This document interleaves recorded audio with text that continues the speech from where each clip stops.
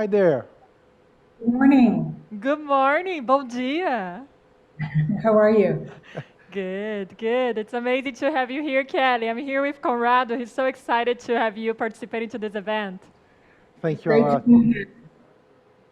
Just so good to have you here and people really wanting to hear you. And then you're going to close and this festival. It was a lot of insights, and I'm pretty sure that listen to you right now is going to be the best way for us to finish and organize all your thought and hopefully start some different action inside our company. So please.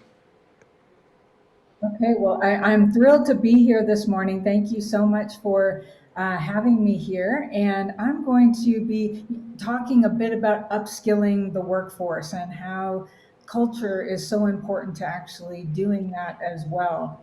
And for those of you who don't know me, I have been in Silicon Valley my entire career, really focusing on the intersection of technology and education. And so I'd love to talk a bit today about upskilling the workforce. I'm going to share my screen and share a presentation with you. Just one moment. And I'm hoping you now can see the deck. Is everything good? Screen. Full screen, Kelly. Okay.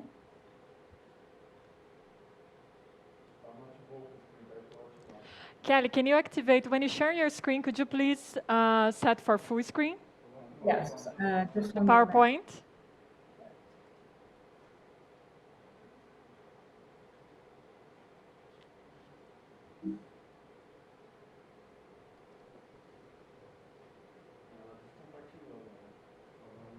Yeah, I think you're trying to share again, right? Yeah. Awesome. Enquanto a Kelly vai compartilhando também a tela dela, vamos colocando perguntas no chat, né? Lembrando que a gente vai ter o Q&A também no final da apresentação dela. Então vocês podem ir mandando as perguntinhas. Já tá. Muito bom. Perfeito. Perfect. The mic is yours. The stage is yours. Okay, thank you so much. So, there's been a lot of talk about upskilling the workforce, especially over the past few years, and I would say especially in the last year. And we've seen that a lot of companies are making big statements in the media about how much money they're going to be investing in upskilling their workforce. And I think it was Amazon, who first announced that they were going to be spending $700 million to upskill their workforce. And one of the latest examples, and probably the biggest amount of money I've heard, is that PwC announced that they would be spending over $1 billion to upskill their workforce.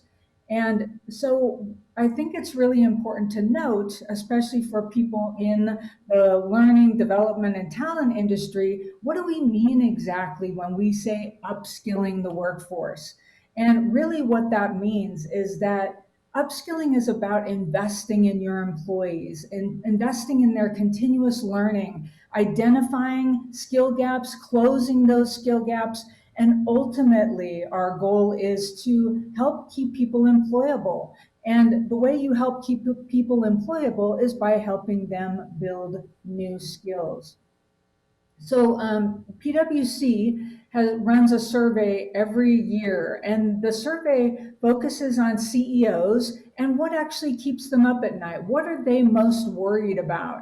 And in 2018, the availability of key skills was number 5 on the list of things that CEOs were most worried about. In 2019, that moved up to number 3. So it's becoming clearer and clearer that this is one of the most important issues for CEOs and companies around the world, helping their employees get the skills that they need so that their companies can be successful moving forward. So, why are CEOs so worried about whether or not their employees will have the skills that they need? The first reason is that they really want to make sure that their employees are able to innovate effectively. If you don't keep up with what's happening in the industry with the newest technology, you cannot innovate effectively. The other thing that's really important is companies need to go after new market opportunities. We know how much is changing in the world today. And if you're not ready with the skills your employees need to go after new market opportunities, you can't and you won't stay competitive. So the latest PwC survey asked how many CEOs felt like they were making significant progress on their upskilling strategies. And only 18% of CEOs felt like they were actually making significant progress. I think that that number is actually going up all the time. But the good news is that those companies and those CEOs who are saying, yes, we are putting together an advanced upskilling strategy, what we're seeing is three major things: that this is helping build a stronger company culture and more employee engagement. It's also helping to increase innovation and accelerated digital transformation. I talk with leaders all over the world on a regular basis, and that's probably one of the biggest things that's happened, especially since the pandemic, is that every company is going through some sort of digital transformation. And definitely this time has accelerated digital transformation with the reality that digital transformation is imperative for your company. And then lastly, improved ability to actually get the talent that you need with the skills that they have, and to retain that talent through actually understanding what skills people have and what skills that they're building. So one of the things that's also really important is we can talk a lot about theories about upskilling the workforce and what skills might be important for the future. But I think what's been missing for most companies is that a lot of companies haven't had to create an upskilling strategy. They might have had a learning and development organization that were creating learning programs, discrete learning programs, but it wasn't specifically on upskilling and creating a strategy where you know that the company is actually making progress. So that's what we're going to talk about today. How do you actually create an upskilling strategy for your company? So to start off, you have to think about how you change old work models. Old work models have always been about the company. Think about the technology that is out there in most companies. It's about the company understanding what employees are doing. It's about command and control. We're going to tell you what to do, when to do it, how to do it. And oftentimes when it came to learning, it was about one size fits all. Oh, everybody needs to learn this at this level. And we know that that just isn't right and it doesn't work. We need a more personalized approach. The other thing is around efficiency. And we know that efficiency and return on investment is not the right metric really to be looking at these days. Old work models are very transactional, and we need to move beyond that. And we've also seen very disconnected HR functions. I know that when I was the chief learning officer at LinkedIn, we had a whole talent acquisition organization that was separate from our learning organization. And they were focused on recruiting external talent, and I was focused on helping our internal employees get the skills and the learning that they needed. We're now seeing those functions come together more. And frankly, these old work models, these old ways of working that are really about command and control, are very antiquated and uninspiring. And I work a bit with the Deloitte Center for the Edge that's done a lot of work on the future of work and how we have to reimagine work. And the reality is, with machine learning, artificial intelligence, and all the technology that's coming out, humans need to focus less on process-based tasks at work and jobs and routine tasks and jobs, and we need to focus more on creating value, more on innovation. So, what are the new work models that will be better served if we think about them that way? The first part is actually focusing on the individual and how the individual needs to look at work. So, we've talked for years about the fact that we want employees to own their own personalized development.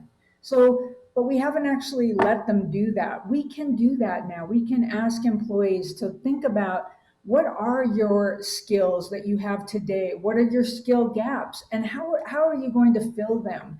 And actually have them take some ownership over that. And the other thing is that we know through research that employees really want to learn and grow inside the company. And oftentimes they don't get those opportunities. And guess what? They end up leaving the company because they don't feel like they can grow and learn inside. So a new model would be really focusing on helping employees learn and grow inside the company. And the way you can do that is by internal career mobility and creating a talent marketplace where employees can match their skills that they have and the skills that they're building to new projects, jobs, and stretch assignments inside their company. Those are projects that match to the skills that they have or that they're learning or that they're building. The result of these new work models are really about employees being more engaged, finding purpose in their work, and having impact both personally and contributing to the company's vision and mission of where your company is going. So the key takeaway with these new work models is focusing on the individual and finding technology that actually helps you focus on the individual, what learning individuals need, what skills they need, and what opportunities they can get once they build those skills. Now, that's not to say that there's not a lot going for the company there, but you have to start with the individual experience. And think about, a lot of times companies will come to me and say, my employees are not motivated to learn. Why is that? How can I create a learning culture in a place where employees really want to learn? And if you study motivation at all, you realize that learning has to be tied to what people are motivated about. And what are most people motivated about? Their career and how they can grow and develop in their career. So if you can start with having a conversation with your employees about what their career goals and dreams are, that starts with the motivation. I mean, think about people thinking about, where do I want to go with my career? What do I want to be doing? And then they can ask themselves the questions, what critical skills do I need in order to fulfill my career dreams and hopes? Then once they've identified those critical skills, they can actually find the learning where they can fill those skill gaps, and then ultimately find the jobs and projects and stretch assignments that can help them grow to realize their career dreams. So success looks like this. If you're a manager at a company and you're wondering whether or not this model is working, if you ask these 4 simple questions to your employees, ask them, do you understand what's clearly expected of you? And do you know that you'll be recognized for the excellent work that you do? Ask them, are you challenged to grow at work every day? And do you have a chance to use your strengths at work? If your employees answer yes to these 4 questions, you're on the right track. Then you know that you have engaged and employees that want to be staying at your company. So the value for companies is really amazing too, because I don't think ever before we've had this opportunity, and technology is making this possible, to create a truly integrated and dynamic talent and skills strategy. So what do I mean by that? I mean, if you've been in the talent and learning industry for any time, you know that a lot of competency models and skills frameworks have been very static. You create them, and by the time it takes a very long time, they're very complicated, and by the time you end up with them, they're already outdated. But imagine that you could have something that's more dynamic, that always where you always understand what employees' career goals are, that you understand what skills employees have and what they need, and that ultimately you can get the data and insights real time and every day about what people are learning and what skills they're building. And then that gives you the opportunity to, in real time, match people's skills with jobs and projects. I mean, during the pandemic, it was really clear that a lot of companies were scrambling to figure out, how am I going to get employees that are doing outside sales and can no longer visit customers and go on sales calls? How can I move those people to a call center where we're getting overwhelmed? That's a real scenario with one of the clients I was working with. And if you have this dynamic data and you know exactly what skills people have and where they can add value in another place, it really can make an amazing strategy that's very dynamic. So the next thing I'm going to talk about is actually 7 steps that you can use for thinking about creating an upskilling strategy at your company. So where do you start? The first place you start is by identifying future skills. And you can do that at the company level, at the organizational level, and at the individual level. It's really interesting because I saw that Joshua Clark from Cisco was speaking before me, and we've actually worked on some of this together, where we've identified what are, and what's so important about this is don't identify too many future skills. You don't want to overwhelm people, but what are the 3 to 5 critical skills at each of those levels? So the next step is really about assessing those critical skills. Once you've actually identified a few skills at each of those levels, you need to assess people's skills. Say one of the skills that you want to focus on is data analytics. You need to establish a baseline. Where are your employees in terms of that skill today? And why that's so important is, if you don't establish a baseline for where people are when they start, you're not going to be able to measure the progress when you get down further into your strategy. The third step in upskilling your workforce is actually setting some upskilling goals. So for example, at the company level, there's one client I'm working with that says, we're going to upskill 25% of our workforce in data analytics skills, because that's really important to them. Or you may start at the organizational level. Say marketing wants to do these 3 skills, or sales wants to focus on these 3 to 5 skills, and then track progress against that. And also at the individual level, which we've talked about a lot today, is individually a person can say, look, I really want to focus on this goal for my professional development, in addition to 1 or 2 other skills that are at the organizational or company level. The key is not to focus on too many skills, because realistically, how many skills can people focus on in any given time? So once you set those upskilling goals, say my goal is to focus on data analytics, I can find learning that helps me upskill. And learning today, especially in this virtual world, we're seeing that you can have blended virtual peer-to-peer and team projects. And hopefully we will return to some in-person learning along the way, but right now we can do that virtually. You can do all of those things virtually to help people learn and build skills. The next step in the project process is actually measuring skill process. So we know that in step 2, we assessed critical skills. Now is the time to measure, how are people doing? Are they making progress? So you can have a metrics dashboard by saying, okay, our goal was to upskill 25% of our workforce over the next 2 years. How are we doing? And a metrics dashboard that can really show how you're making progress. And you can get signals from a variety of sources. You can get signals, if you're a degreed customer, you can actually assess right in the platform. If you're using some of the content partners, some of them have signals for how people are learning and building skills. If you're using Credly, you can use badges as another form of signal. So signals from a variety of sources to show how people are building skills for the future. And then the 6th step is about matching skills to opportunities.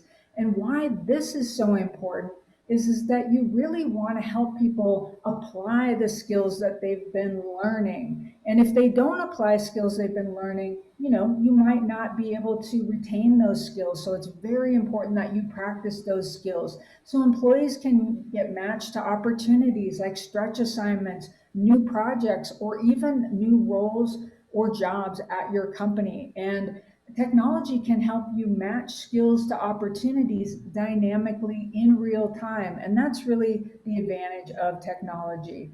The last step is about communicating metrics for success. And if we think about the beginning of our talk today, what CEOs are most worried about, they're worried about whether or not people have the skills that they need and whether or not they're building a stronger culture, whether they have strong employee engagement, whether they're able to innovate faster and really accelerate their digital transformation efforts. You can also use metrics around the number of people growing careers in your company with new projects and opportunities and promotions as well. So overall, these are the 7 steps that you can use for putting together a strategy for upskilling your workforce.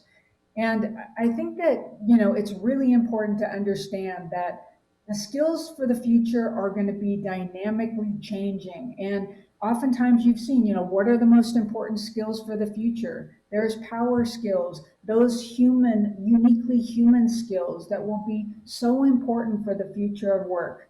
And there's also technical skills that are also really important, like AI and machine learning, deep learning, data analytics.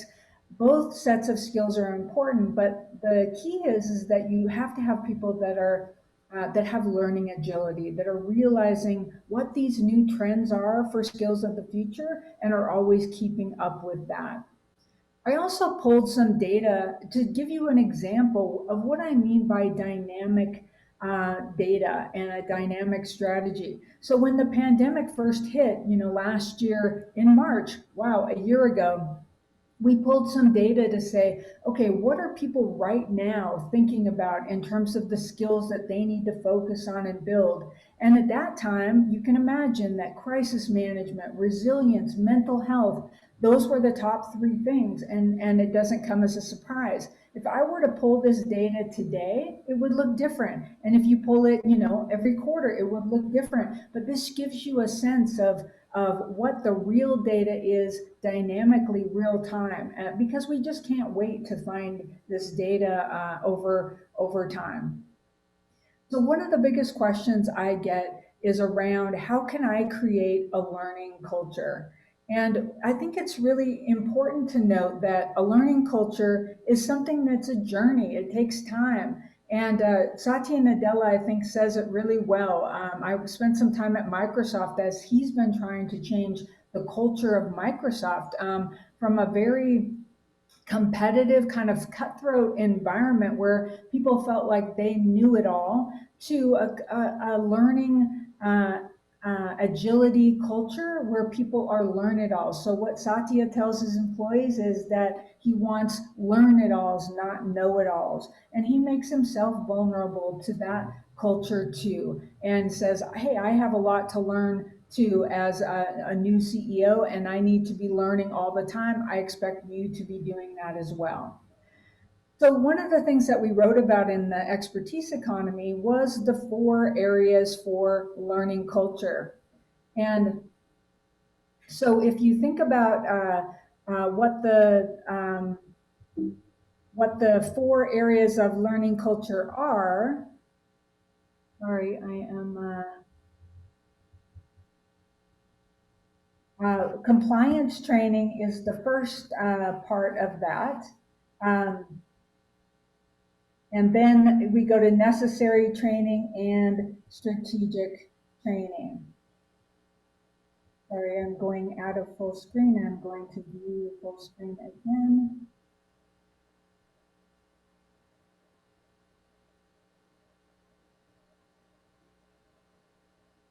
There we go. So the learning culture is 4 steps. It's the compliance training first, then the necessary training, then we go to strategic learning, and then to continuous learning. And I think everyone's goal is to go to continuous learning.